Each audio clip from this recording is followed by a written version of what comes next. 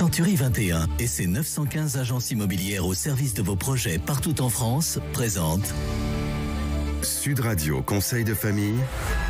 C'est l'heure de retrouver Conseil de famille. Bonsoir Stéphane Moller. Bonsoir Philippe Rossi. Vous êtes associé Stéphane au sein du cabinet VIA et nous nous retrouvons chaque soir de la semaine pour parler finances, immobilier, droit de la famille, en fait pour parler de gestion de patrimoine. Ce soir nous répondons à Romain qui est divorcé et souhaite faire une donation à son fils mineur, mais il souhaiterait que son ex-femme ne puisse pas avoir accès au patrimoine de son fils. Quels conseils pourriez-vous lui donner? Alors il s'agit d'un sujet assez complexe puisqu'il est question de transmettre du patrimoine à un mineur. Or, un enfant mineur ne peut légalement gérer et administrer seul son patrimoine. Oui, jusqu'à sa majorité, seuls ses représentants légaux, à savoir ses parents, peuvent gérer le patrimoine de leur enfant.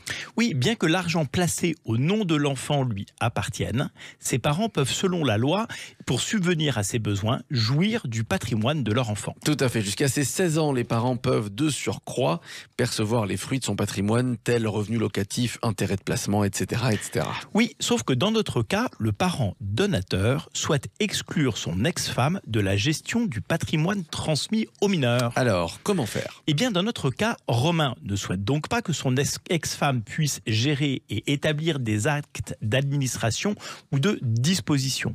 Bonne nouvelle, la loi le permet.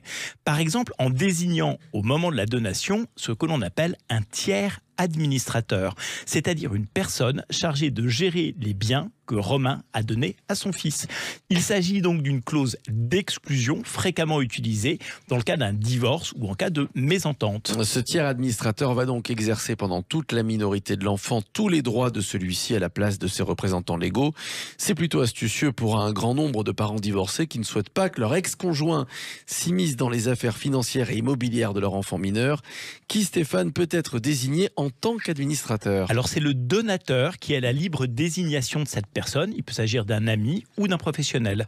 D'une part, la désignation d'un tiers administrateur peut se révéler particulièrement avantageuse lorsque les parents n'offrent pas les meilleures garanties de bonne gestion et qu'ils peuvent nuire à l'intérêt de l'enfant mineur. De quels moyens dispose le tiers administrateur pour gérer le patrimoine de l'enfant? Eh bien, le pouvoir du tiers administrateur est très étendu. En effet, la donation ou le testament peuvent prévoir, par exemple, d'autoriser celui-ci à vendre un bien transmis au mineur.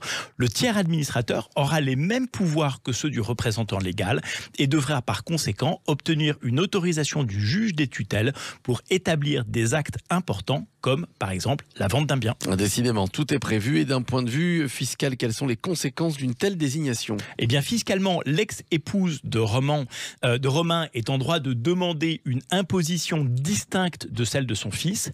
Par exemple, si un enfant mineur se voit attribuer un patrimoine très important donnant lieu à l'imposition sur l'ISF, alors celui-ci, n'ayant aucun droit légal d'administration et de jouissance, peut demander à ce que son enfant établisse une déclaration fiscale personnelle pour ne pas être soumise à l'IFI. Une fois de plus, c'est très clair. Merci à vous Stéphane Moller. Conseil de famille à retrouver en podcast sur le site de Sud Radio, sudradio.fr. Et puis comme Romain, vous pouvez également adresser vos questions sur le site de Conseil de famille, conseil avec un s-2-famille.com. C'était Sud Radio Conseil de famille. avec Century 21 et ses 915 agences immobilières au service de vos projets partout en France.